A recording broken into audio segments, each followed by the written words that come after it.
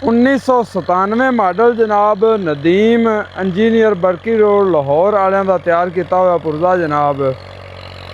इनकी हुण जनाब क्रैंक 10 ते है, तो पहली बार इनका जनाब इंजन होया तो सारा ट्रैक्टर रीकंडीशन किया गया है माशाअल्लाह। देखो तो ट्रैक्टर का साउंड चेक करो, तो पूरे जोर नाल ट्रैक्टर नूं वाया जा रही है, एवें तरला नहीं।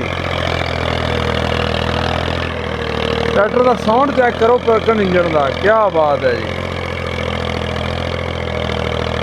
नाले महसूस हो रही है भी ट्रैक्टर तैयार हुआ है, इवें लगता जिवें हुण कंपनी विचों निकल गया है। और साउंड चेक करो ट्रैक्टर का।